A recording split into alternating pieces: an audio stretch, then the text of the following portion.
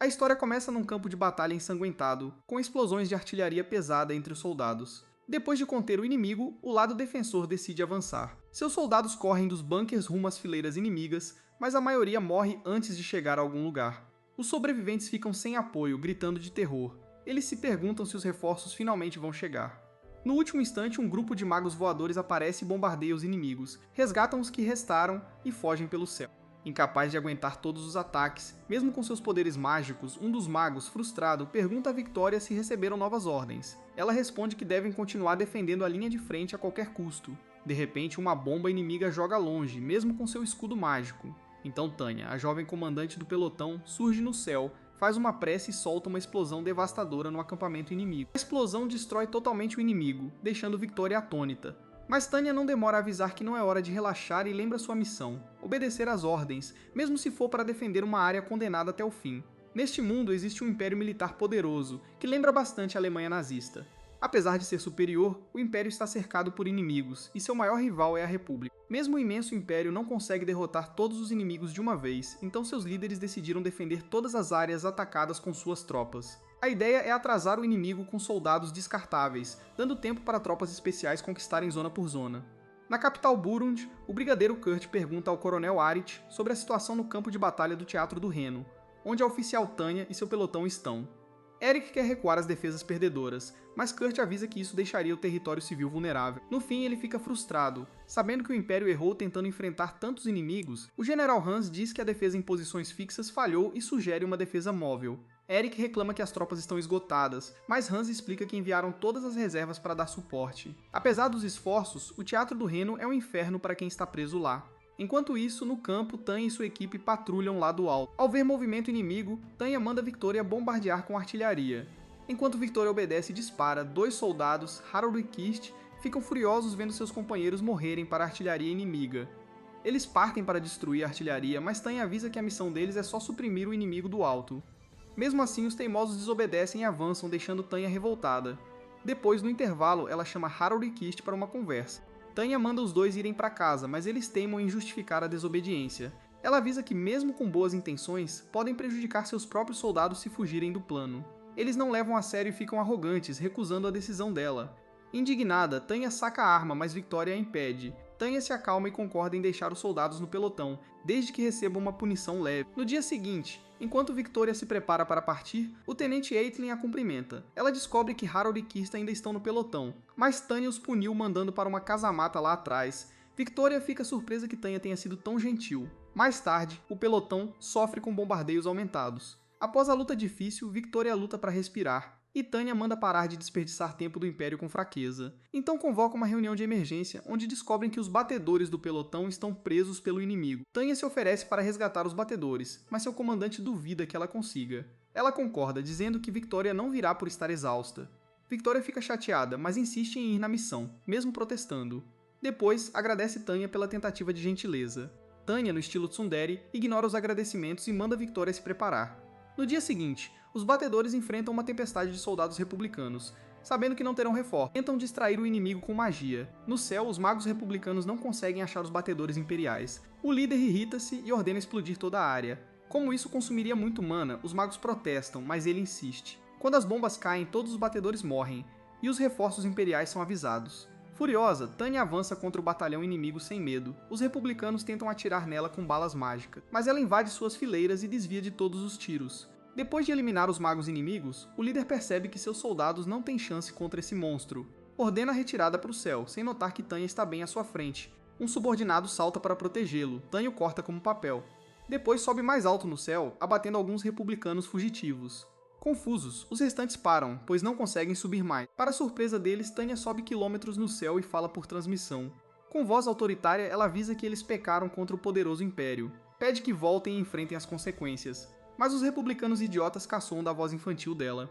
Enfurecida, Tanya se prepara para aniquilá-los. Nas nuvens, ela carrega seu ataque supremo e avisa os seus para se protegerem. Seu corpo brilha intensamente pelo amuleto. Então, Tanya imbui mana numa bala só e atira contra o inimigo. A bala, supercarregada, explode numa enorme nuvem em forma de cogumelo, aniquilando os soldados republicanos. A vitória solo de Tanya se chega à capital, e os líderes reconhecem seu feito brilhante.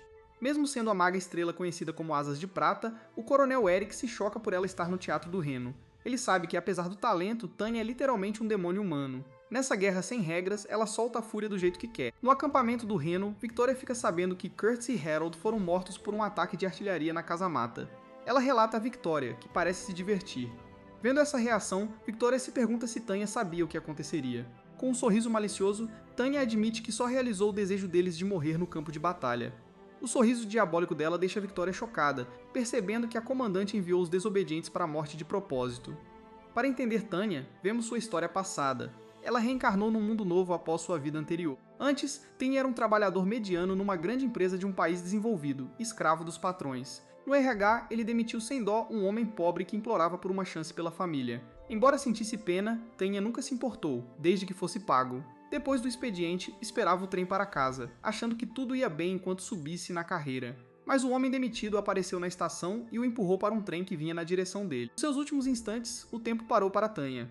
Pessoas na estação começaram a zombar dele, chamando-o de desumano. O repreendiam pela falta de empatia e fé no Criador. Tanya entendeu que esse tal Criador se chamava Deus, mas ele dizia que não acreditava.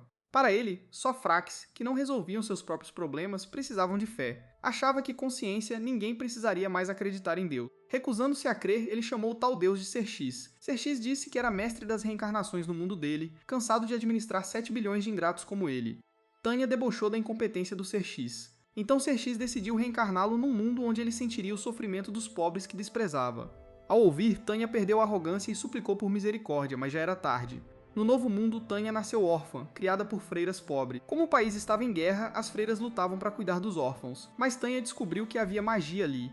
Desde pequena, foi testada e recebeu nota máxima como maga. Morando num orfanato abandonado, ela sabia que não ficaria rica sem usar esse talento. Mesmo sem querer lutar, entrou numa escola militar para garantir uma posição segura no retaguarda. Com o tempo, subiu de patente e virou líder de um pequeno esquadrão. Vendo uma garota jovem como chefe, os soldados experientes a menosprezavam. Diante das provocações, Tanya enlouqueceu, como qualquer um que ganha poder repentinamente. Ela abriu um buraco na sala de treino e pisoteou um soldado que resistiu. Para Tanya, soldado desobediente merecia morrer. Apontou a arma na cabeça do homem e até o Coronel Eric ficou chocado com a crueldade dela, parando-a antes que piorasse. Apesar disso, Tanya continuou crescendo por seu talento de luta e liderança. Finally, ela teve que passar por um treino final na guarnição do norte para se formar. Lá, ela fez reconhecimento do movimento inimigo.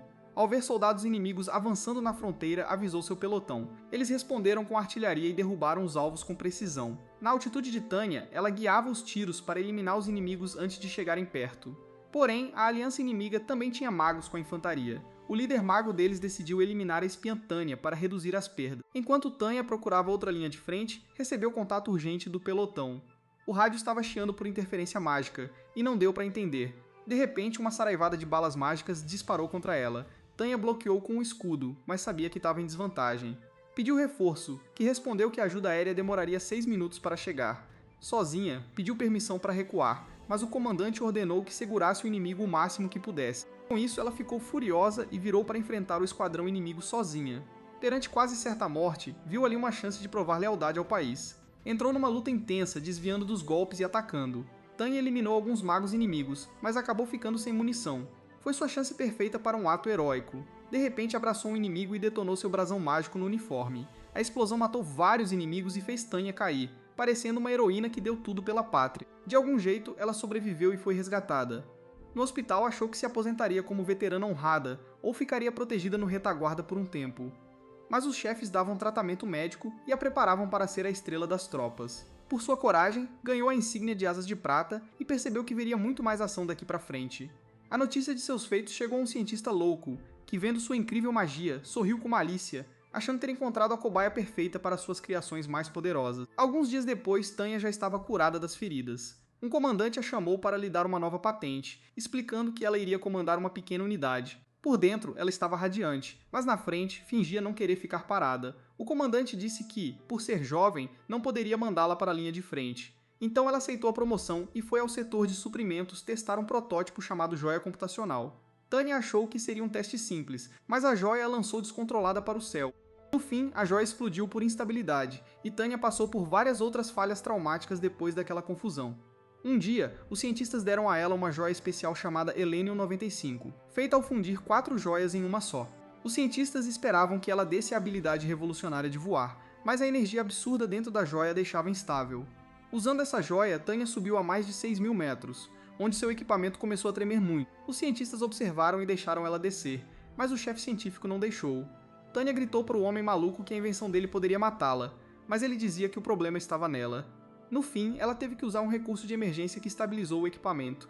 Porém, assim que relaxou, o protótipo explodiu bem na cara dela. Irritada, saiu pisando forte, e o velho maluco a seguia, insistindo que a invenção era revolucionária. Ele pediu para Tanya fazer o aparelho funcionar, mas ela se recusou, dizendo que só usaria se ele consertasse a joia. Cansada de ser cobaia, ela pediu transferência para os superiores, querendo ser respeitada na linha de frente. Depois, os superiores se sentiram mal por mandar uma criança para a batalha, mas como foi pedido dela, aceitaram. À noite, Tanya comemorava a notícia de que o projeto do cientista louco foi cancelado, quando o Being X apareceu em forma de boneca. Desde que a enviou a esse mundo, Being X esperava que Tanya tivesse fé após a brutalidade da guerra. Mas como ela ainda era descrente, ele declarou que daria um milagre. Tanya zombou, derrubando a boneca da mesa e dizendo que milagres são só fenômenos sem explicação. Ele, porém, tinha certeza que ela mudaria de ideia logo. No dia seguinte, Tanya acordou com um bilhete estranho na mesa. O cientista louco a chamou de novo com um novo protótipo para testar, mas o voo virou instável de novo. Desta vez, o cientista garantiu que o projeto iria dar certo. Disse que Deus apareceu em seu sonho e deu a solução, o que chocou Tanya. Ela lembrou que ele é ateu. Mas por algum motivo, ele virou fanático e disse que teriam que acreditar em Deus dali em diante. Quando a joia ficou fora de controle, Tanya tentou desligar o recurso de segurança. Para seu choque, descobriu que ele tinha tirado essa função. Sem poder desligar, um fluxo infinito de mana invadiu a joia, fundindo os 4 núcleos computacionais de dentro. Quando se preparava para outra explosão violenta, o tempo parou diante dela. Being X apareceu e disse que fez um milagre na joia. Exigiu que a invocasse sempre que usasse a joia. O tempo voltou e, de repente, os olhos de Tanya mudaram de cor, e ela murmurou uma oração que estabilizou a joia, permitindo voar mais alto que nunca. Surpresa, ela sabia que a joia amaldiçoada forçaria a orar para o maldito Being X. No presente, ela luta com a mesma joia, amaldiçoando ele por forçá-la. Enquanto isso, os superiores discutem suas conquistas recentes. O General Kurt acha Tanya perfeita como as. Eric teme que a atitude dela cause problemas. Hans diz que eles já tomaram uma decisão para ela. No acampamento, a oficial Victoria repousa exausta na mesa, reclamando que quer voltar para casa. Tanya escuta e se endireita assustada. Victoria já acha que está perdida, mas Tanya oferece a transferência dela para sair da linha de frente e cuidar da burocracia. Victoria fica atônita por um momento. Tanya fica na dúvida se Victoria ainda quer estar no campo de batalha. Ela se recupera rápido e aceita, mas pergunta se Tanya vai levar bomba no escritório igual Harold e amaldiçoada. Tanya não responde e sai. Victoria fica agradecida pela chance de mudar de vida. Depois Tanya recebe promoção a tenente, com ordens para voltar à academia militar. Sorrindo satisfeita, ela vibra por poder relaxar um pouco na universidade. Então, Aileen vem se despedir, e ela retribui com um ar de culpa por deixar a unidade. Aileen pergunta se esse é o motivo de ela ter recomendado Victoria sair. Tanya, por dentro, fica feliz, porque só queria parecer uma oficial preocupada ajudando Victoria. As duas se cumprimentam em continência, e Tanya vai embora. Na capital, Hans pergunta sobre a guerra, e Kurt diz que está empatada. Explica que a força principal não aguenta tantas missões e que precisam de uma unidade especial que se adapte rápido. Enquanto Tanya vai no trem animada pelos dias tranquilos, Hans pensa se deve escolhê-la para essa tropa de reação rápida. Tanya se adapta à nova vida, animada por acordar na pacata capital. Ela passeia pelas ruas vibrantes até a universidade, ansiosa para deixar os covis enlameados da linha de frente para trás. Em sua cabeça, a academia militar é o refúgio perfeito. Com experiência no campo, se destaca como prodígio. Quando um colega se enrola num assunto do código militar, Tanya responde perfeitamente, deixando o professor boquiaberto. Infelizmente, o campo de batalha parece persegui-la onde quer que vá. Depois da aula, enquanto os outros relaxam, Johan vê Tanya desmontando e limpando meticulosamente seu rifle. Ela diz casualmente que é precaução contra armadilhas, deixando ele confuso. Na verdade, ela está paranoica demais. Como tudo está fácil demais, pensa que Being X armou uma cilada e quer estar pronta para lançá-la na cara. Mais tarde, Tanya vai à biblioteca, onde as estantes altas a lembram cruelmente que ela é pequenininha. Enquanto luta para alcançar um livro, um homem gentil o pega para ela. Para a surpresa dela, é o general Hans von Zetter. Ele elogia a brilhante aluna e a chama para uma conversa privada. Ignorando sua pouca idade, Hans pede sua opinião sincera sobre a situação atual. Querendo impressionar, Tanya abandona a pose inocente. Ela prevê que o conflito vai virar uma guerra mundial. Aponta que o Império é uma superpotência em expansão, brigando por todo lado. Mesmo vencendo a República, os países ao redor vão se unir contra eles, apavorado. O grande poder do Império só faz com que vire um alvo gigante. Impressionado, Hans pede uma estratégia de sobrevivência. Tanya sugere diplomacia, mas sabendo da obsessão do alto comando por domínio global, muda de ideia. Propõe uma nova doutrina, um batalhão móvel de magos de reação rápida. Poucos magos aéreos podem destruir milhares de soldados convencionais, então essa tropa especializada controlaria a batalha fácil. Hans concorda e pede os números da proposta. Sem perceber que está escrevendo sua sentença de morte, Tanya sugere um pequeno batalhão. Hans aprova e manda fazer um projeto formal enquanto pondera sobre o futuro do Império. Quando Kurt entrega a tese anônima para Eric, o estrategista sente um calafrio. Reconhece a lógica fria e calculista do autor. Enquanto isso, Tanya toma café num café, sonhando com uma carreira segura longe da linha de frente. O capitão Ugar interrompe, fazendo a pergunta óbvia: por que uma criança entrou no exército? Tanya chora lazinha na hora, dizendo que o pai dela, soldado, morreu pela pátria e a mãe a abandonou. Ugar, recém-papai, fica esmagado pela culpa de pensar numa criança lutando. Tanya sorri gentil e afirma que soldados como eles lutam para que outras crianças vivam em paz. Quando Ugar sai chorando, a expressão dela cruza para um sorriso sinistro. A peça da órfã inocente garantiu uma amizade poderosa na logística, para usar depois. No quartel-general, Hans vende a ideia do batalhão rápido para os generais, usando a tese brilhante de Tanya para calar dúvidas. Logo, Tanya é chamada para a reunião pós-formatura com Hans e outro oficial importante. Oferecem cargos fáceis, longe do combate, mas Hans entrega um papel diferente. Sem aviso, o nome dela é posto como comandante da nova força móvel de magos. Tanya grita por dentro, sabendo que ferraria sua vida mais do que homem numa segunda de manhã. Reclama, dizendo que uma soldada de baixa patente não merece o comando. Hans responde prometendo uma promoção rápida. Sabendo que não pode negar, Tanya traça um plano sorrateiro. Decide tornar os critérios de seleção tão difíceis que ninguém passe, esperando forçar o exército a cancelar o projeto. Porém, sua angústia só cresce quando Victoria invade seu escritório animadíssima, designada assistente dela. Por alguma razão, os chefes acharam que As precisa de uma ajudante dedicada. Victoria já começa a organizar papéis e ser insuportavelmente prestativa. Para uma introvertida independente como Tanya, isso é um pesadelo, seu refúgio silencioso invadido por uma subordinada barraqueira que ela não pediu. Enquanto isso, o Império está cercado por nações inimigas e sangrando em várias frentes. Para virar o jogo, precisam da tropa rápida de magos aéreos. Os fadados se inscrevem em peso. Infelizmente, Tanya tem uma agenda oculta. Ela põe padrões físicos e mágicos impossíveis, rejeitando quase todos, tentando atrasar a tropa para continuar longe da linha de frente. Logo, o general Hans percebe o plano. Com educação firme, o pressiona a baixar os critérios e pôr a tropa para funcionar já. Encurralada, Tanya aceita, mas negocia um mês exclusivo de treino. Como parece justo, Hans concorda. Mas Tanya planeja tornar o treinamento tão traumático que os recrutas desistam sozinhos. Victoria, que já encarou Tanya antes, sabe o que vem aí. Com um sorriso diabólico, Tanya começa o treino bombardeando os próprios recrutas com artilharia pesada. Os soldados, atônitos, logo percebem que não é um treino. Na primeira tarefa, devem desviar de explosões por 36 horas só para seguir vivos. Mas Tanya está só começando. Quando a artilharia para, ela tira o equipamento de voo mágico e os manda numa caminhada brutal pelos perigosos caminhos da montanha. No auge do cansaço, a montanha treme. Uma avalanche enorme desce, enterrando todo o pelotão sob toneladas de neve congelante. Quando ela derrete, alguns desmaiam, mas Tandy os ressuscita na hora com magia de cura. Ela usou-a sem dó, provocando para desistirem e a deixarem voltar para sua mesa confortável. Mas o tiro sai pela culatra. Irritados, os soldados decidem continuar só para contrariá-la. Para o horror dela, nenhum desiste. Enfrentam um mês terrível e se formam oficialmente como o novo batalhão de elite dela. Tentando fazê-los desistir, Tanya sem querer criou super soldados de ferro. Dias depois, Tanya desaba sobre sua mesa, exausta pelo próprio sucesso. A paz dura pouco até Eric entrar com ordens novas de combate. O Império está sendo pressionado de novo, e precisa que o batalhão de Tanya marche para o sudeste imediatamente. Tanya implora por mais tempo para treinar os soldados, querendo atrasar o inevitável, mas Eric nega. Ele avisa que ela tem que se preparar no idioma daquiano antes do envio. Tanya, mergulhando nos relatórios de inteligência sobre as forças daquianas, muda completamente de humor. Daqui é um país teimoso, preso no século XIX. Mais importante, eles não têm nenhuma força aérea mágica e estão entrando numa guerra moderna com táticas ultrapassadas. Os olhos de Tanya brilham com um prazer predatório, achando que tem um monte de peixes no cesto. Ela avisa sua equipe que vão usar o exército daquian como tiro ao alvo ao vivo. O batalhão de Tanya chega ao campo de batalha sul e encontra o exército daquian alinhado no chão feito soldadinhos de brinquedo. Alguns novatos ficam tensos quando a infantaria inimiga aponta os rifles para o céu. Tanya só ri, sabendo que balas normais nem alcançam essa altitude. Ela lidera o ataque, destruindo as linhas inimigas do alto sem esforço antes de invadir a base principal deles. Neutralizam os guardas em minutos, cercando facilmente os sobreviventes. Tanya deixa o comandante vivo só tempo bastante para pegar todos os relatórios secretos. Quando seus magos perguntam o próximo ponto de encontro, ela aponta direto para a capital de Dakia. O inimigo é tão incompetente que ela decide atacar o coração da nação. Quando chegam no espaço aéreo da capital pacata, seus subordinados hesitam.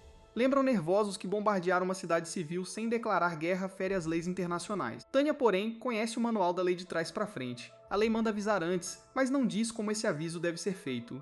Aproveitando a brecha, ela pega um alto-falante e, em vez de gritar uma declaração militar, avisa a cidade com sua vozinha fina e infantil. Claro que o povo aí embaixo acha que é só uma brincadeira de rádio maluca. Ninguém leva a voz fofa a sério, e ninguém sai correndo. Com a formalidade cumprida, Tanya abandona o charme de inocente. Dá o sinal verde, e seus magos chovem destruição sobre os arsenais e depósitos militares de Dakia. Os soldados ficam chocados com a facilidade de desmontar toda a infra do exército inimigo. Com a capital neutralizada e a missão um sucesso, Tanya manda o pelotão arrumar as coisas e voltar para casa, tendo acabado de cometer o crime de guerra mais legal da história. A notícia corre rápido pelo alto comando do Império. Tanja von de Gurashafe atropelou o país Dakia. Com a fronteira leste finalmente segura, o Império respira aliviado por um momento. Mas numa guerra em múltiplas frentes, derrubar um inimigo só mostra os outros respirando no seu pescoço. A maior dor de cabeça agora é a aliança intente lá no frio congelante do norte. O General Hans aponta que a nevasca brutal atrasa as linhas de suprimento, e os recursos do Império estão quase no fim. Kurt, no entanto, acha que a solução para esse pesadelo logístico é simples. Se o batalhão elitizado da Tanya desmontou um país na estreia, eles podem resolver o impasse no norte. Sem pensar duas vezes, o alto comando manda os papéis de mobilização.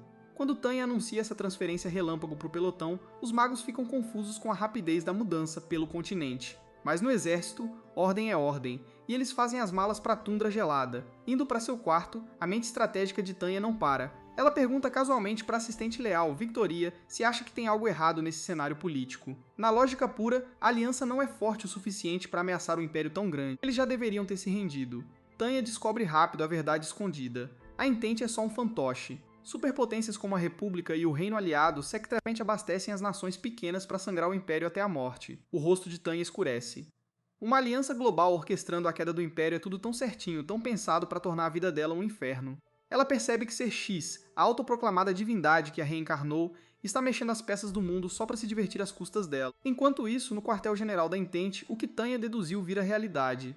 Os líderes discutem em silêncio a situação perigosa, sabem que dependem muito da República e do Reino Aliado para sobreviver. Oficiais questionam nervosos se confiar nas superpotências estrangeiras é bom, mas o líder manda calar. São peões num tabuleiro de xadrez, sem escolha. Avançando para o fronte frio do norte, onde os magos do Império caem feito moscas, as forças da Entente são infinitas, sempre trocando os mortos. Quando tudo parece perdido para o Império, um esquadrão de bombardeiros inimigos escurece o céu. Um comandante imperial chama socorro aéreo urgente no rádio, mas é avisado que tem que esperar reforços. Ele sabe que esperar é assinar a sentença do pelotão. De repente, o rádio chia numa frequência diferente. Operando com o codinome Pixie, o batalhão de magos elite da Tanya chega. Na sala de comunicações, estrategistas correm para mandar caças apoiar, mas Tanya corta firme, cancela o jato. Seus magos são soldados fortes e independentes que não precisam de apoio aéreo convencional, e os estrategistas ficam boquiabertos ao conferirem o radar. Observam Tanya e seu grupo subirem em alturas extremas que só aviões top de linha alcançam. No céu gélido, seus magos enfrentam os da Entente numa luta aérea selvagem. Para manter o time motivado, Tanya mostra um sorriso sádico e avisa pelo rádio: não terão reforços hoje. Quem for a pior companhia, paga a conta inteira da festa de comemoração. Nada motiva mais um soldado que a ameaça de perder uma grana preta. Movidos pelo medo de pagar o rango, os magos avançam ferozes contra as linhas inimigas. Vendo a equipe lidar bem com os magos inimigos, Tanya delega o trabalho pesado para Victoria. Deixa ela cuidar da infantaria restante enquanto ela pessoalmente enfrenta uma frota de bombardeiros inimigos. Os pilotos inimigos ficam sem reação quando uma garotinha loira voa para alcançar a altitude deles. Assustados, os atiradores tentam desesperadamente derrubá-la. Tanya desvia sem esforço do fogo pesado, pousa na asa do bombardeiro líder, coloca um explosivo e pula fora. A tripulação só consegue olhar horrorizada enquanto o avião estoura num incêndio voraz. Com a formação quebrada, os outros bombardeiros fogem feito galinhas assustadas. Tanya até geme de tédio. O inimigo é tão previsível que ela está entediada. Decidida a acabar logo, ela carrega uma magia monstruosa. Lança um feixe cego de energia que salta entre os aviões, destruindo tudo em segundo. Tanya pousa nos destroços cobertos de neve, esperando achar informações úteis. A maioria dos pilotos já está morta, mas um corpo queimado se mexe, levanta e encara ela. Tanya levanta a arma e dispara, mas o zumbi ri dela. Pela boca do piloto morto, Serxis fala: essa falsa divindade anuncia que armou todo o cenário geopolítico contra ela. O mundo todo vai guerrear contra o Império só para quebrar o orgulho ateu dela. Imperturbável, Tanya encara o boneco divino, vira de costas e vai embora. A quilômetros dali, uma unidade secreta do Reino Aliado observa a batalha em silêncio. coletam dados freneticamente, apavorados ao confirmar que os boatos terríveis sobre um diabo do Reno são reais. De repente, os sensores mágicos disparam. Tanya está emitindo uma assinatura de mana gigantesca. Eles tentam entender o alvo só para perceber com medo que ela está mirando nele. Mesmo de longe, Tanya trava as coordenadas e lança um bombardeio de longo alcance brutal. Apaga o posto remoto inteiro do mapa, vaporizando espiões e toda a inteligência coletada. Victoria voa para parabenizar a comandante pela vitória perfeita, distraída e em silêncio, ainda fervendo pela treta com o Ser X. A ação de Tanya repercute pelo mundo. Na capital da República, um coronel nervoso informa o general Pierre que as linhas da Entente estão ruindo. O coronel implora apoio militar real para os aliados em apuros. General Pierre, no entanto, recusa friamente. Não quer salvar a Entente, só usá-los como escudo para drenar lentamente os recursos do Império. Na capital imperial, Kurt parabeniza Tanya pelo sucesso que virou o jogo no norte. Mas não há descanso para os maus. Ele já manda um novo e perigoso serviço, derrubar um acampamento fortificado inimigo. Normalmente, Tanya reclamaria de voltar para o moedor de carne da linha de frente, mas dessa vez ela lembra da declaração arrogante do Ser X. Só para contrariar a tal divindade, aceita a ordem de bom grado, jurando em silêncio destruir quem ameaçar sua vida confortável. Na Aliança Entente, o coronel Anson se despede da filha antes da guerra. Dizendo que é o melhor pai do mundo, a filha Mary deseja sorte. Antes de partir, Anson sorri e pede para ela cuidar da mãe. Depois, um soldado entrega um presente de Natal enviado por Mary. Ele abre uma caixa enorme e fica pasmo com um rifle lindo e de alta qualidade. O colega de pelotão comenta que a filha só quer ajudar o pai a sobreviver à guerra. Enquanto isso, na sede do Império, os chefes enfrentam um impasse estratégico. Os generais velhos e teimosos chamam Tanya para a mesa de guerra e sugerem um ataque bruto nas linhas inimigas. Tanya corta o papo na hora. Fria, ela alerta que os soldados estão exaustos e jogar eles nesse moedor de carne é desperdício. Um general do norte fica furioso e pergunta se uma criança está questionando a estratégia do Império. Tanya não recua e é expulsa da sala. Ela sai de cabeça erguida. Depois, Tanya se encontra com os generais Kurt e Eric num escritório particular. Pergunta direto para Kurt por que ele deixa os generais mais velhos lançarem um ataque óbvio que vai acabar com os últimos recursos. Kurt sorri e manda ela ignorar política, que só quer a opinião tática dela sobre o ataque. Tanya começa a pensar alto. Diz que um ataque massivo na linha de frente não faz sentido a não ser que seja uma distração. Se o inimigo concentra forças na frente, a retaguarda fica desprotegida. De repente, as peças do quebra-cabeça se encaixam. Ela percebe que a ofensiva frontal é só um espetáculo para o Império infiltrar uma grande frota naval e invadir a forte base no Mar Orce da Entente. O Eric quase cai para trás ouvindo ela soltar segredos militares. Pergunta nervoso quem contou isso para ela. Kurt ri, percebendo que Tanya montou todo o plano secreto na cabeça só pensando por 30 segundos. No Oresfjord, Anson vigia o que deveria ser uma fortaleza naval impenetrável. Ele se sente meio entediado protegendo uma base no fundo, mas os canhões pesados na costa deixam claro a importância do lugar. Observa os recrutas treinando, sente culpa pelos jovens que lutam nessa guerra cruel, mas promete protegê-los. No alto das nuvens, Stan e o batalhão de magos elite se preparam para saltar dos aviões de transporte. O plano é simples e perigoso. Ela divide o time em dois grupos. Tanya será o tanque, atraindo toda a atenção inimiga, enquanto o resto foca em destruir os profundos canhões costeiros. Ela dá ordens estritas para Victoria recuar se perderem comunicação. Os soldados brincam que vão usar a comandante pequenininha como alarme de incêndio barulhento e explosivo antes de mergulharem no ar gelado. Lá embaixo, Anson e seus homens recebem notícia de que um navio de patrulha sumiu do radar. Antes de conseguirem agir, vários canais de comunicação calaram de vez. Logo depois, o estrondo ensurdecedor das explosões soa, e os magos imperiais descem como uma praga de gafanhotos. Ao invés de atacar quartéis ou comandos, eles miram direto nos canhões antinávio montado. Anson fica momentaneamente confuso com essa mira tão específica, mas rapidamente mobiliza seus magos para interceptar. Enquanto as forças de Anson avançam, Victoria avisa Tanya pelo rádio sobre uma aproximação perigosa. Tanya manda sua equipe ignorar os defensores e continuar destruindo os canhões, confiando e voando sozinha para enfrentar o exército que se aproxima. Na capital do Império, a tensão é sufocante. Eric sua frio enquanto observa o mapa tático. Kurt o lembra sombriamente do que está em jogo. O Império escondia uma enorme frota naval. Se a equipe da Tanya não calar esses canhões costeiros a tempo, a Entente vai fundar a Frota Imperial, causando a derrota militar mais humilhante da história do Império. No Fjord, Tanya trata os magos inimigos como alvos de treino. Ela voa violentamente, atraindo todo o fogo, enquanto seus subordinados destroem os canhões um por um. Anson vê seus homens caírem como moscas sob a chuva implacável de magia de Tanya, e ao enfim enxergar seu rosto, um medo gelado lhe toma. Ela é a demônio do reino da carnificina passada. Tomado por pura raiva, Anson libera uma barragem enorme de magia, gritando enquanto avança contra a pequena demônia que aterroriza seu país. Tanya desvia fácil da ofensiva e se vira para encarar o comandante furioso. No mesmo instante, o último canhão costeiro é destruído. Como combinado, a enorme frota imperial surge da neblina e dispara uma devastadora artilharia contra a base marítima indefesa. As forças da Entente ficam impotentes enquanto os pesados projéteis destroem a fortaleza. Anson sabe que a base está perdida e tem só um objetivo: matar Tanya. Lembrando da filha esperando em casa, ele encontra uma força sobre-humana de vontade. Arremessa-se contra Tanya com tudo que lhe resta. Ambos rezam baixinho aos seus deuses. Mas para a sociopata reencarnada, poder da amizade e valores familiares não valem nada. Tanya desvia com graça, enterra a faca de combate fundo nele, e um jato brutal de sangue explode no ar. Ao sentir a vida se esvair, Tanya nota o incrível rifle que ele carrega, o presente de Natal de Mary. Ela arranca o rifle como se fosse um loot, deixando o pai derrotado despencar no oceano gelado. Com as defesas costeiras neutralizadas, a frota imperial toma a base sem esforço. Vitória estratégica perfeita. No quartel-general da Entente, os chefes afundam em total desespero. O líder dá um trago no cópium e tenta convencer que a guerra não terminou de verdade, mas o resto sabe da dura realidade. Perder o Fjord permite que o Império ataque de vários lados. Enquanto isso, os generais imperiais Hans e Kurt brindam a obra-prima tática. A invasão naval deu certo e a Guerra do Norte está próxima do fim. A milhas de distância, numa vila tranquila e coberta de neve, um rádio anuncia a destruição total do Orisfjord. Mary Sue senta ao lado, horrorizada, olhos arregalados. Sabendo que seu pai estava lá, a realidade devastadora lhe cai em cheio. Ela enterra o rosto no colo da mãe e chora desesperadamente. O Império venceu uma grande batalha, mas Tanya, sem saber, criou um inimigo profundamente pessoal e terrivelmente motivado. Em outro dia e outro campo de batalha sangrento, Tanya e sua elite de magos estão presos nas trincheiras, desviando da pesada artilharia inimiga e até da própria. Tiro amigo não é nem um pouco amigo, e a artilharia imperial não liga se o grupo de Tanya estiver no raio da explosão.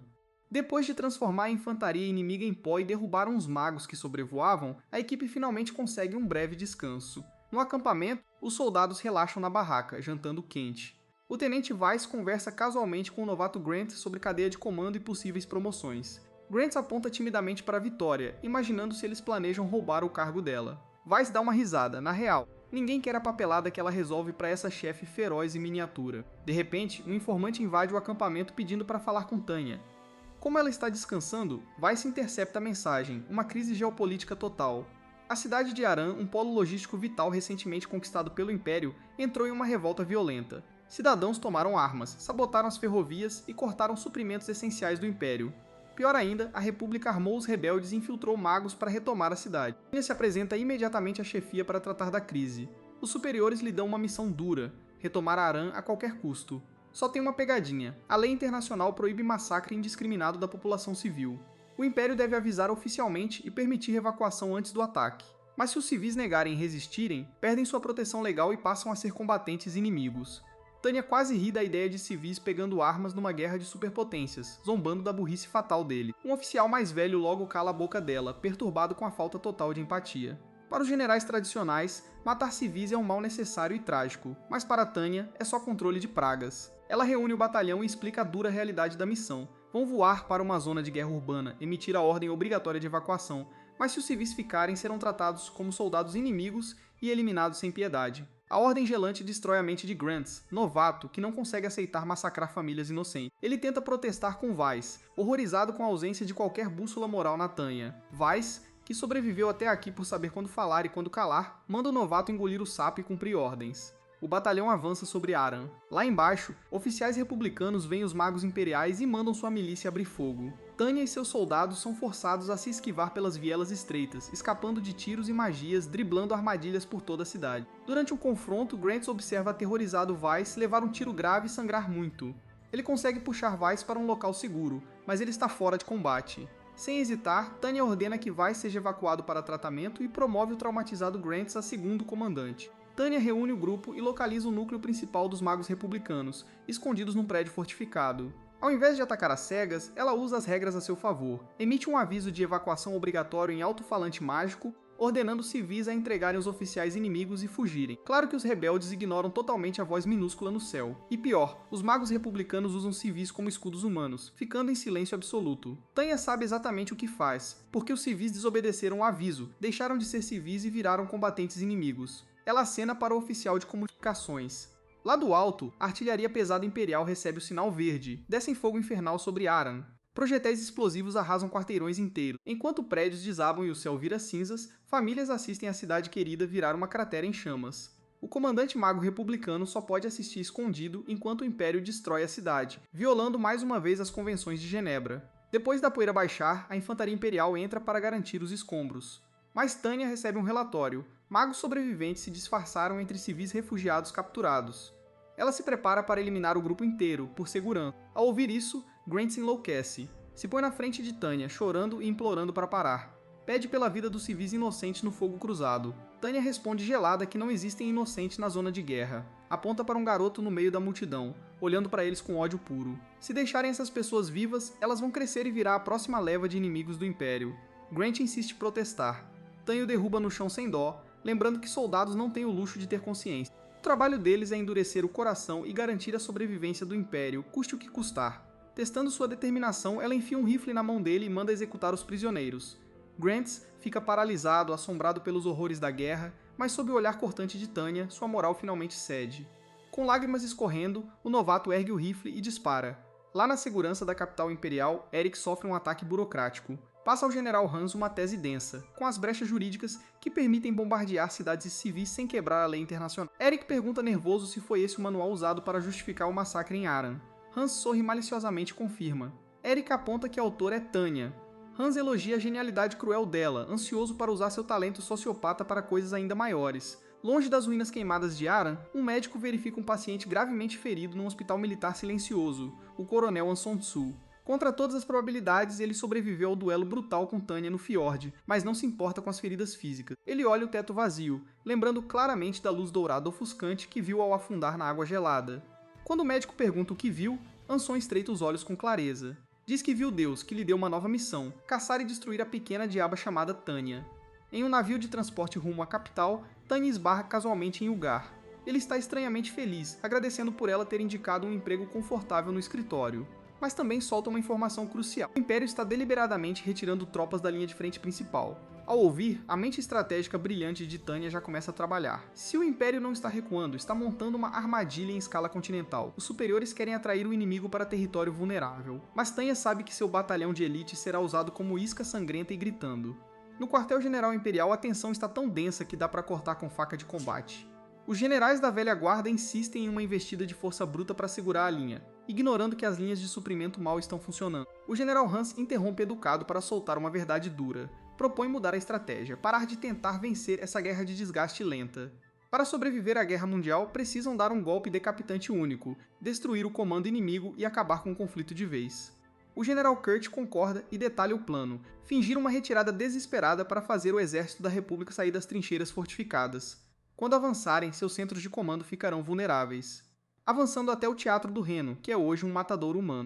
O batalhão de magos de Tanya atua como retaguarda, tentando enganar a República fazendo acreditar que o Império joga suas tropas fora num último esforço desesperado. A República morde a isca com força, retaliando com barragens pesadas de fogo antiaéreo e foguetes. Recebendo relatos de baixas severas em toda a linha, o QG Imperial dá sinal verde para Tanya recuar. Mas ela sabe que sair cedo demais deixaria a retirada suspeita de rápida demais. Obstinada, mantém a linha, desviando de explosões mortais para sustentar a ilusão. Quando o operador de rádio do QG termina com um desajeitado "Deus te proteja", só a menção do G absurdo deixa Tanya dominada por uma fúria sem filtro. Essa breve distração quase a derruba no céu por um projétil perdido. Enquanto a equipe de Tanya atrai todo o ódio inimigo, a infantaria imperial principal consegue evacuar a zona de morte. Com a armadilha armada, os magos finalmente recuam até um campo médico improvisado para cuidar dos feridos. Numa tenda silenciosa, Grant se senta com Victoria. Ele está visivelmente traumatizado, ainda carregando o peso de executar civis no massacre em Aran. Victoria lhe lembra gentilmente uma regra fundamental militar. O comandante assume legal e moralmente toda a responsabilidade pelas ações da unidade. A percepção cai em Grant como um soco no estômago. Ele lembra que Tanya o obrigou a apertar o gatilho. Ela não fez isso só por crueldade, mas para carregar todo o peso moral do crime de guerra sozinha. Para ele, Tanya pode até ser sociopata, mas protege os seus. Grant agradece silenciosamente a Victoria por ajudá-lo a encontrar um pouco de paz nesse caos. Mais tarde, Tanya se reúne com Eric para discutir a próxima fase da grande estratégia de Hans. O Império tem vazado propaganda falsa dizendo que suas forças estão desmoronando, para atrair a República para frente. Eric revela o verdadeiro objetivo. O esquadrão da Tanya precisa lançar um ataque surpresa de decapitação diretamente na fortaleza fortemente guardada da República. Tanya aponta que passar por camadas de defesas antiaéreas pesadas sem virar mera carne moída é matematicamente impossível, a menos que tenha uma super arma secreta. Em resposta, Shujal, o cientista maluco do Império, aparece com seu jeitão estranho. Ele leva Tanya e Aerith até um hangar seguro, orgulhoso ao mostrar seus últimos mini-jatos experimentais de alta velocidade. Shujal explica animado que esses tubos metálicos vão romper a barreira do som, completamente ignorando radares inimigos e armas antiaéreas. Quando Tanya aponta que a força G e as ondas de choque ao ultrapassar a barreira do som vão destruir um corpo humano, Shujao apenas dá de ombros e diz para ela usar magia. Sabendo como as invenções do maluco são confiáveis, Tanya percebe que acabou de ser nomeada piloto de um caixão voador supersônico. Do outro lado das trincheiras devastadas, o exército da República avança cauteloso pelo território imperial abandonado. No quartel-general da República, o general Pierre olha o mapa tático e sorri ganancioso. Achando que o Império finalmente quebrou, ele ordena arrogantemente que preparem a festa da vitória. Enquanto isso, as forças imperiais estão suando frio. Grant e Weiss ficam tensos com a missão suicida dos foguetes, se perguntando como alguém fica calmo sabendo que vai pilotar explosivos não testados em território inimigo. Victoria responde dormindo como um anjo num canto, provando que ela é feita de outro jeito. No alto comando, Eric, Hans e Kurt compartilham um jantar tenso e silencioso. Eles sabem que essa loucura vai ou ganhar a guerra ou condenar a nação. No dia do lançamento, o esquadrão da Tanya se prende firme nessas armadilhas mortais metálicas. Num último ato irônico, Shujao reza sinceramente a Deus para que voltem vivos. Tanya toma o rádio e solta um discurso agressivamente ateu, dizendo para o esquadrão confiar na força e na magia deles mesmos, sem dar crédito a nenhum deus invisível. Com o estalo violento de uma alavanca, Shujao lança os foguetes. Tanya é jogada com violência contra o banco, os dentes tremem com a força G que quase estrangula seus pulmões. Ela xinga furiosa o Ser X por transformar seu sonho de um trabalho tranquilo numa corrida suicida supersônica. Rasgando o céu à velocidade Mach, os foguetes passam facinho pelas fronteiras fortemente guardadas da República. Quando está acima da capital inimiga, Tanya puxa a alavanca de ejeção. A cápsula se solta violentamente e ela abre o paraquedas com elegância. Abaixo, os guardas republicanos alheios são de repente abafados pelo estrondo de explosões poderosas caindo do céu. No oceano gelado, um navio naval secreto do Reino Aliado navega silencioso em direção a um porto republicano. O Reino Aliado sempre evitou as guerras sangrentas no continente, e os oficiais a bordo discutem nervosos por que o governo resolveu se meter nessa enorme guerra por procuração. Os olhares vão naturalmente para o homem quieto no canto, o coronel Anson Siev. Ele está num transe profundo, alguns oficiais cochicham, duvidando se um comandante derrotado da Entente pode ser confiável. Mas o superior logo cala as dúvidas. Anson foi quem entregou a eles as informações imperiais altamente secretas que tornaram essa intervenção possível.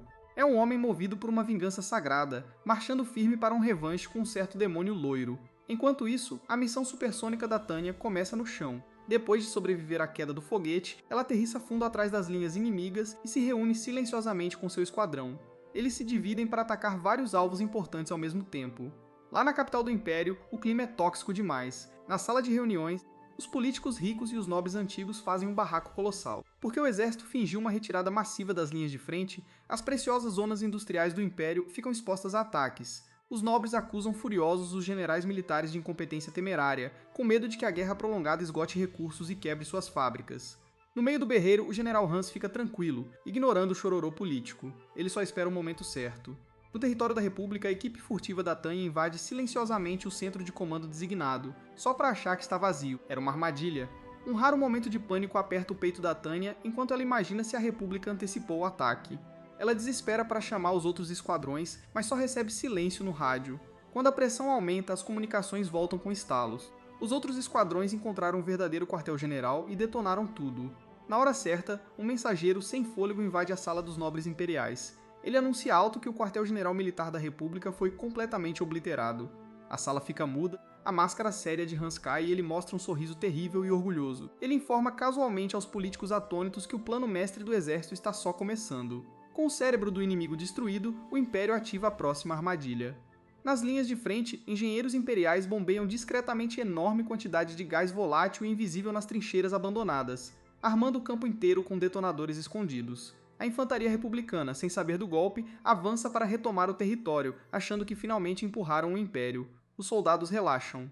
Um deles puxa um cigarro para comemorar. Um companheiro de esquadrão adverte para não acender, mas ele ignora. Com o estalar dos dedos, a faísca do isqueiro incendeia o gás ao redor. Uma reação em cadeia catastrófica explode, vaporizando a linha das trincheiras e criando uma parede de fogo que devora os soldados festejando em segundos. No alto, um coronel mago republicano assiste seus homens virarem cinzas. Antes da fumaça baixar, uma onda enorme de tanques e infantaria imperial rompe violentamente as linhas, esmagando a resistência que restava. O coronel tenta, desesperado, chamar o comando, mas só há silêncio no rádio. Tomado pelo medo, ele voa até o que antes era seu quartel-general e encontra uma cratera fumegante cercada por soldados aterrorizados e desorientados. No alto comando imperial, Eric com alegria relata o sucesso na linha de frente. Sem seu centro de comando, o exército republicano está perdido. Kurt sorri ferozmente, sabendo que o Império logo vai cercar as forças restantes da República numa armadilha gigante da qual não vão escapar. No dia seguinte, Tanya e seu esquadrão pegam carona num submarino imperial para voltar para casa. Os soldados estão comemorando, embora a maioria esteja confusa sobre como passaram de perdedores da guerra a vencedores da noite para o dia. Tanya vai até o quadro negro e explica tudo como uma professora convencida. Ela fala da tática da porta giratória. Atraíram o inimigo, cortaram a cabeça e trancaram a porta atrás deles. Ao ouvir que a vitória total é quase certa, o esquadrão explode em comemoração. Na superfície, os implacáveis tanques imperiais continuam varrendo os restos republicanos que fogem. Logo depois, o batalhão da Tanya decola para o que ela acha ser a operação final de limpeza da guerra. Eles só precisam voar, derrubar alguns alvos importantes e encerrar o serviço. Tanya está num pico incrível de euforia. Ela acredita mesmo que a Guerra Mundial está acabando. Seu trabalho confortável está finalmente garantido, e ela venceu o Ser X no próprio jogo distorcido dele. Até solta uma piada, prometendo pagar refeições gratuitas para o esquadrão se todos voltarem vivos hoje. Infelizmente é um desastre. De repente o radar mágico do Tenente Weiss dispara. O quartel-general chama Tanya com alerta prioritário. Um esquadrão de magos não registrados acabou de entrar no espaço aéreo. Eles não são republicanos, vêm do Reino Aliado. Os olhos da Tanya se arregalam ao perceber que a superpotência mundial entrou secretamente na guerra. Ela aperta firme o rifle, pronta para comandar o combate. Mas antes de se virar, uma bala mágica de sniper de alto calibre rasga o céu, derrubando Grant no ar. Em um instante, a grande ilusão de Tanya de um final pacífico desmorona. No gatilho está nada menos que o Coronel Anson. Ele não só sobreviveu à ferida fatal no Fjord de Ores, voltou transformado num boss de raid divinamente turbinado, com um novo esquadrão de magos do Reino Aliado. Percebendo que perderam completamente o elemento surpresa, Tanya ordena freneticamente para o esquadrão se dispersar da formação em cruzeiro e assumir postura rígida de combate corpo a corpo. Os magos aliados se acham vencedores fáceis, mas subestimam feio a fera do Reno. Em vez de recuar, Tanya avança agressivamente dentro da formação inimiga. Ela se move impecável pelo cruzamento mágico de fogo, vaporiza vários magos aliados antes que percebam que está a um passo do ataque. Mas Anson joga em outra liga, vendo seu esquadrão despedaçado, saca uma devastadora espingarda de trincheira. No manual geopolítico deste mundo, usar arma que causa sofrimento desnecessário é crime de guerra. Claro que a lei internacional não ajuda Tanya quando um louco com poderes divinos começa a derrubar seus subordinados do céu. O caos da emboscada deixa o Tenente Weiss em choque. Vendo os companheiros caírem, ele abandona a lógica tática e corre imprudentemente para o campo aberto. Os magos inimigos travam nele um imenso feitiço concentrado para apagar sua existência. Tanya geme por dentro. Para salvar o Tenente inconsequente, não tem opção a não ser ativar o Illinium tipo 95, a joia mágica amaldiçoada que funciona só quando ela reza para o Cereced. Engolindo orgulho, ela faz uma prece desesperada para a divindade que odeia. Uma barreira dourada e assustadora explode ao redor dela, desviando o ataque mortal e puxando Weiss para longe da morte. Mas não há tempo para respirar, Anson intercepta com fúria. Lança uma perseguição brutal e veloz, alimentada pela armadura divina dele, acompanhando perfeitamente a agilidade aérea insana de Tanya. Weiss tenta atirar para cobrir, mas os dois comandantes vão tão rápido que não consegue acertar um tiro sem correr risco de fogo amigo. A caçada aérea resulta num agarrão no meio do ar. Tanya consegue acertar um golpe forte, mas Anson ignora a dor e segura firme o braço dela. Um pavor gelado invade Tanya ao reconhecer o rosto dele da base naval. De repente, os olhos de Anson brilham com uma luz horripilante e sobrenatural enquanto começa a rezar em voz alta. O Ser X começa a canalizar a energia diretamente para ele. Tanya luta descontrolada, percebendo que aquela divindade mesquinha está literalmente sequestrando um pai em luto para prendê-la no lugar. Quando Anson se prepara para executar, uma bala perfeita de sniper atravessa seu ombro, quebrando a mão de ferro. Victoria, sempre parceira fiel, é quem faz o último salvamento na hora certa. Ganhando distância do inimigo, Tanya saca rapidamente a arma, o elegante rifle de caça que Mary Sue deu ao pai dela no Natal. Num golpe de ironia cruel, Tanya aponta o presente da filha direto na cara do pai e aperta o gatilho. Uma fonte de sangue jorra, Anson recua. Mas o velho teimoso não se rende fácil. Num último suspiro de martírio, ele avança, agarrando Tanya num abraço suicida enquanto uma enorme explosão os engole. Os magos aliados sobreviventes acham que o comandante morreu e recuam desesperados. Mas quando a fumaça baixa, os soldados imperiais explodem em comemoração. Tanya paira sem um arranhão, protegida por seus próprios escudos mágicos. A batalha finalmente acabou. Até Grant, embora muito ferido, sobrevive para ver a vitória. Lá embaixo, a história é feita. As tropas de terra imperiais marcham triunfantes na capital brilhante da República. A República entrega oficialmente sua cidade mais importante, e o Império explode numa festa nacional. Nos grandes salões da capital imperial, políticos e generais estouram garrafas. Os nobres gananciosos vibram quando a liderança militar promete que não vai tomar o poder político nas terras conquistadas. Os burocratas começam a dividir o território, esboçando planos intermináveis para infraestrutura e gestão de recursos. Para eles, a guerra está praticamente vencida. Enquanto isso, Tanya visita uma igreja conquistada na cidade. Ela olha para a grande estátua de Deus, os olhos cheios de uma arrogância zombeteira. Ela realmente acredita ter dado checkmate no Cerecete. No entanto, ao sair para a rua, ela escuta um grupo de crianças locais discutindo. Uma delas, machucada, encara as outras e grita: "Nunca vou perdoar vocês." Essas palavras simples congelam Tanya no lugar. Ela percebe que o ódio do povo comum republicano não desaparece só porque assinaram um papel. De volta ao seu alojamento, Tanya revisa obsessivamente o jornal do dia, que descreve a gloriosa vitória do Império. Sua mente volta para o olhar teimoso e assustador de Anson. Victoria interrompe animadamente seus pensamentos em espiral, anunciando que o batalhão está curtindo um merecido momento na praia. Os homens estão na costa, assando um baita churrasco e comemorando a sobrevivência. Victoria sorri, comentando como a República caiu fácil. Mas Tanya acha estranho o quão rápido foi a rendição. Ela pergunta se a República entregou formalmente a bandeira ou se apenas abandonaram a capital. Victoria fica confusa, mas Tanya corre para os mapas táticos, sem explicações. Ela segue os movimentos militares remanescentes da República e descobre uma verdade aterrorizante. As forças inimigas não estão se dispersando. Elas estão se movendo rápido rumo a um porto naval no sul. Estão montando uma frota enorme para fugir para suas colônias ultramarinas. Na real, a República não se rendeu totalmente, está se reorganizando para outra batalha. Tanya invade a tenda de comunicações, pedindo desesperadamente permissão para lançar um ataque aéreo imediato no Porto do Sul. Ela implora e exige que os generais não deixem o exército republicano escapar, explicando que esses soldados vão se reagrupar, formar alianças com outras superpotências e arrastar o Império de volta a um conflito sangrento. O oficial do outro lado a ignora por completo. Embriagados pelo sucesso, os superiores se recusam a autorizar o ataque. Eles dizem que a guerra acabou, a capital é deles e perseguir uns fugitivos é perda de recurso. Vendo que a burocracia vai condenar o país inteiro, Tanya se prepara para agir por conta própria, decidida a levar seu batalhão e destruir o porto. Mas antes que possa dar a ordem, a voz triste de Victoria corta a tenda. O alto comando ordenou que o batalhão fique na capital e não faça nada. Desobedecer uma ordem direta agora seria traição. Tanya afunda na cadeira, paralisada pela incompetência chocante dos superiores. Ela olha pela janela, fervendo de frustração. O Império lutou uma guerra brutal e dolorosa por uma paz duradoura, e agora, por uma cegueira burocrática curta de visão, eles estão deixando isso escapar pelas mãos. Tanya invade o alto comando, desesperada para impedir que os restos do exército da República escapem pelo mar. Ela vai até as portas fortemente guardadas, exigindo falar imediatamente com os generais Hans ou Eric, mas os guardas barram completamente a passagem. A alta cúpula está numa festa de comemoração da vitória e não quer ser interrompida por uma simples comandante da linha de frente. Quando ela está à beira de perder a paciência, Eric desce a escada e a vê. Notando o ódio nos seus olhos, ele a conduz silenciosamente para um escritório privado e a prova de som para conversar. Eric oferece chá a Tanya e o silêncio fica pesado entre eles. Ele suspira, admitindo que as grandes comemorações lá em cima talvez sejam um pouco prematuras. Ele agradece por suas enormes contribuições para a vitória do Império, mas quer sua opinião honesta, sem filtro. Tanya toma um gole de chá e arranca a ilusão dele. Ela diz sem rodeios que o Império não venceu a guerra, só ganhou uma vitória momentânea. Em vez de se comportar feito bêbados irresponsáveis, o exército deveria estar usando todas as unidades disponíveis para eliminar o inimigo fugitivo antes que ele se reagrupasse. Eric se põe imediatamente na defensiva. Ele revela que o comando sabe que ela quase lançou um ataque não autorizado contra os navios em fuga. Ele adverte duramente que ela é soldado, não ditadora, e sua insubordinação poderia criar uma divisão política perigosa dentro das forças armadas. Ele explica a lógica completamente racional do Conselho Estratégico. Como a capital republicana caiu, perseguir um inimigo em fuga pelo oceano consumiria desnecessariamente dinheiro, recursos e pessoal que o Império está perdendo rápido.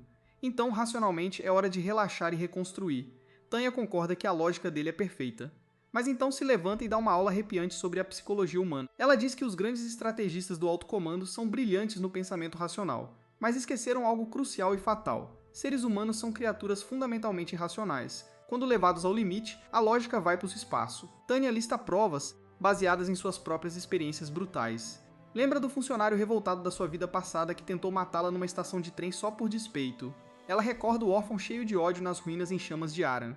Ela lembra Eric de Anson Sul, que literalmente voltou da morte para lançar um ataque suicida de vingança contra ela. O ódio desafia toda a lógica. Tanya alerta Eric com força que, se o Império deixar vivo um só resquício de ódio, esses sobreviventes irracionais e movidos pela emoção vão acabar queimando o país inteiro. Na opinião dela, eles têm que apagar todas as pistas dos inimigos agora, ou pagarão com sangue depois. Eric a encara, a dura verdade finalmente entrando na cabeça dele. Na hora certa, a porta do escritório se abre com violência. Um mensageiro sem fôlego entra trazendo notícias horríveis. O exército da República oficialmente se reorganizou no continente sul. Nos desertos escaldantes do sul, o general Pierre conseguiu reunir as forças republicanas que fugiam. Com o apoio das colônias ultramarinas, ele estabelece uma enorme base militar reorganizada. Diante de suas tropas exaustas, lança um discurso inflamado, declarando oficialmente a República Livre. Eles nunca vão se render e vão lutar até o último suspiro contra o cruel Império. Quando as notícias dessa resistência chegam à capital ocupada, a esperança se acende entre os cidadãos conquistados, e a previsão aterrorizante de Tanya vira realidade. No Império, o General Kurt quebra um prato na parede com uma raiva pura e sem filtros. Do outro lado, Hans permanece assustadoramente calmo, mas a realidade dura é inegável. A arrogância falou mais alto. Deixando a República escapar, o Império permitiu que eles absorvessem livremente os restos da Aliança Entente e os reinos aliados, formando uma coalizão gigante unificada. Pior, o exército imperial é feito para guerras terrestres europeias, não para campanhas em desertos ultramarinos. Ainda assim, eles têm uma última força de resposta rápida para o sul, o Batalhão de Magos de Elite de Tanya. Quando chegam as ordens para o Batalhão de Tanya, o clima congela no zero absoluto. Os soldados parecem miseráveis, percebendo que a paz conquistada foi uma mentira. Vendo a moral despencando, o Tenente Weiss toma a palavra. Ele brinca lembrando o cartaz original de recrutamento da Tanya, que avisava explicitamente que estavam se candidatando para o pior emprego do mundo. O grupo se entreolha e cai na risada. Eles lembram das brutais barragens de artilharia, avalanches congelantes e saltos suicidas de foguete. Como já sobreviveram ao inferno uma vez, aceitam fazer isso de novo. Enquanto o Império corre para mobilizar as tropas, uma nova ameaça surge silenciosa num escritório de recrutamento estrangeiro. Uma jovem senta-se diante de um oficial militar e entrega sua inscrição. É Mary Sue, filha profundamente enlutada de Anson. O oficial lembra gentilmente que ela é muito nova para lutar numa guerra global brutal, mas Mary é firme. Ela jura lutar pela paz que o pai morreu tentando proteger, rezando entre lágrimas e prometendo derrubar o Império do Mal. De repente, seus olhos se acendem com uma luz dourada e ofuscante. O Ser X encontrou sua nova campeã movida pela raiva. Enquanto isso, Tanya está sozinha numa igreja silenciosa e vazia. Ela olha furiosa para a estátua do Ser X, com o dedo tremendo no gatilho do rifle, mas no fim ela baixa a arma e vai embora. No navio de transporte rumo ao deserto escaldante, reflete sobre a amarga ironia da situação. O Império queria paz pela dominação lógica e absoluta, mas ao agir como um tirano imbatível, forçou o mundo a se unir para destruí-lo. Tanya e seu batalhão pousam no ardente deserto do sul. Ela reúne seus magos e deixa clara uma orientação brutalmente simples. O alto comando não tem mais uma grande estratégia. O único objetivo é matar o inimigo à sua frente. Na capital imperial, os generais suam frio, imaginando como um batalhão minúsculo de magos pode conter um exército inteiro da coalizão. Eric, porém, apenas observa o mapa tático.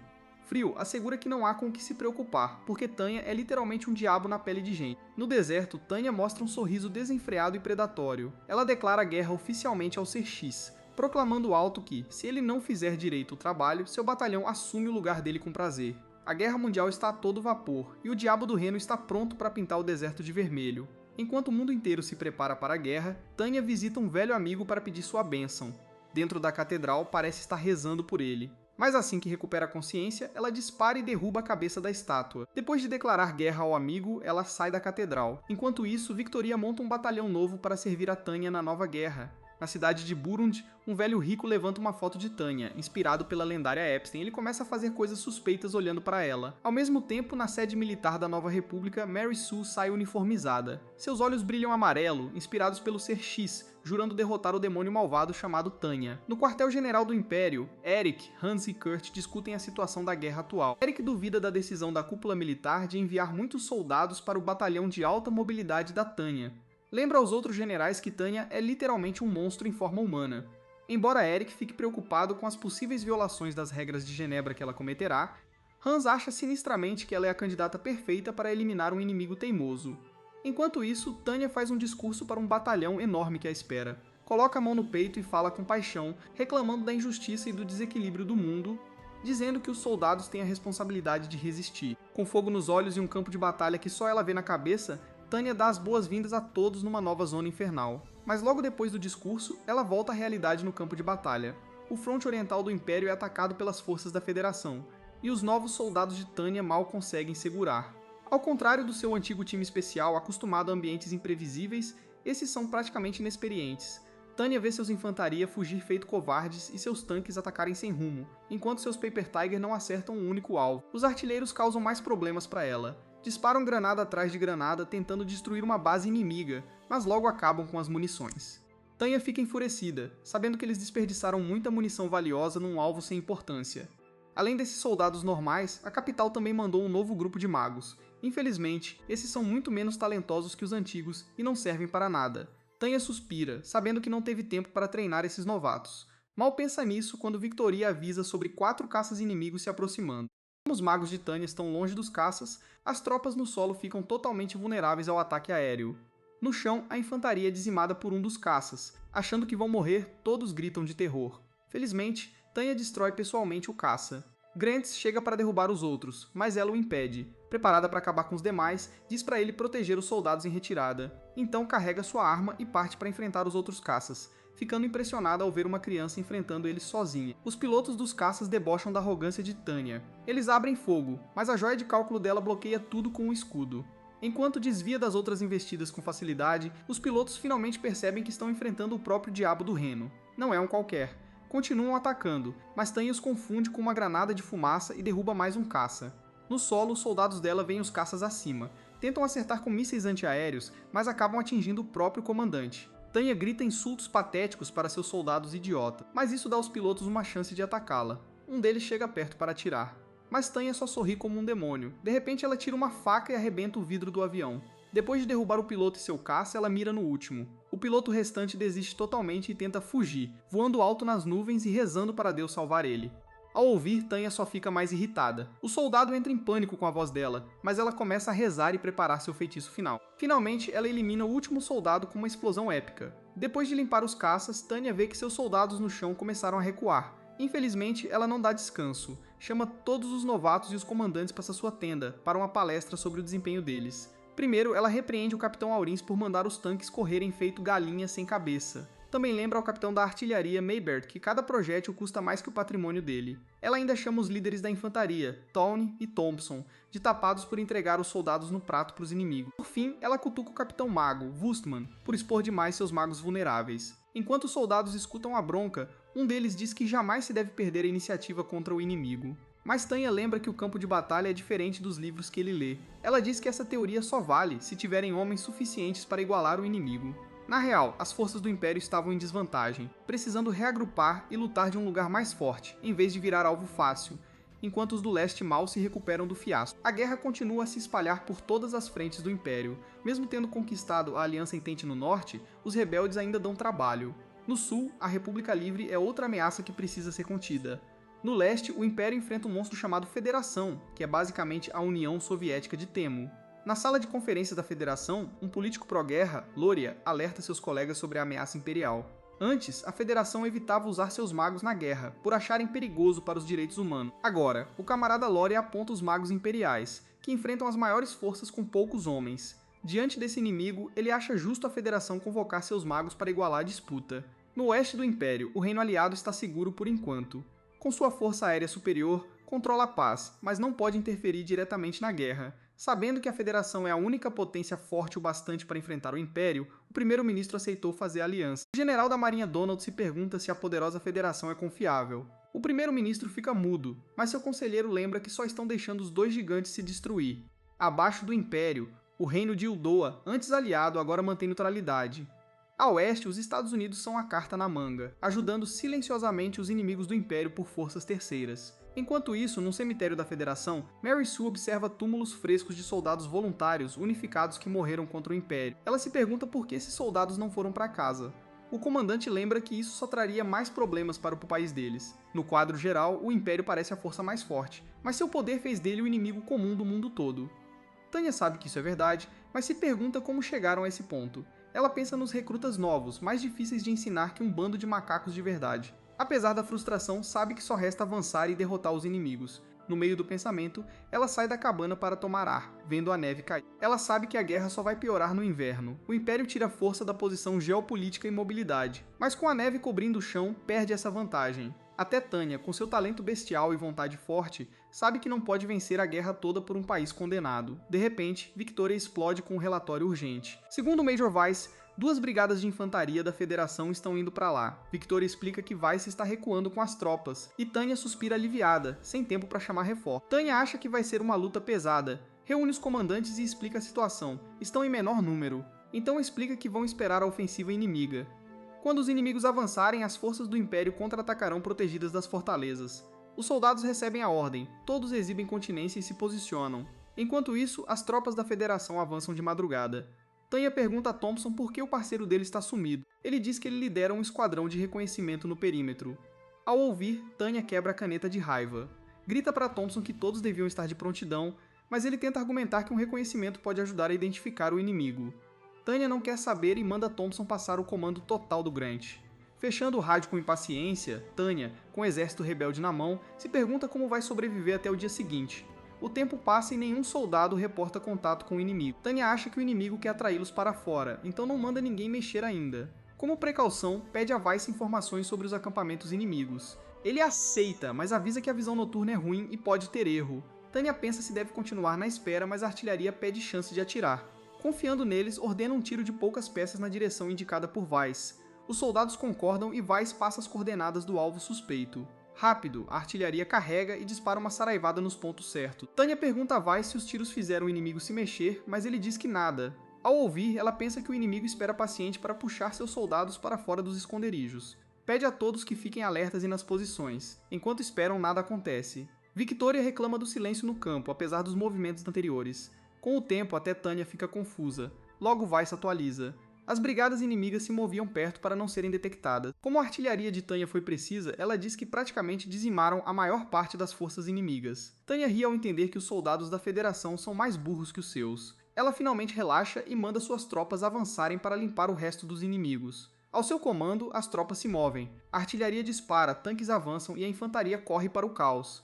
Tanya suspira aliviada, feliz que a luta acabou. Depois, ao receber os comandantes, parabeniza todos com um tom alegre, quase estranho. Até Victoria, sua oficial mais sênior, fica surpresa ao vê-la sorrir como menina inocente. Mas Tanya mantém a farsa e agradece aos comandantes novos pelo ótimo desempenho na última batalha. Apesar de ainda estar irritada por eles terem desobedecido antes, precisa segurar a pose. Na verdade, Tanya é a oficial mais velha. Se algo der errado nas próximas batalhas, a culpa vai ser toda dela. Se isso acontecer, vai precisar de testemunhos dos subordinados para provar que fez o possível nessa guerra perdida. Por isso, quer ficar bem com os comandantes, por precaução. Mas ela avisa que, se o desaparecido Tawny for traidor, vai ter um pelotão simpático esperando por ele. Depois, reúne todos os soldados para comemorar, esperando um fim rápido para essa guerra infernal. Mesmo com a festa, Tanya pensa nos truques que os inimigos vão usar na próxima batalha. E é aqui que o vídeo acaba. Lembre-se de curtir e se inscrever no canal. Obrigado por assistir, e até a próxima.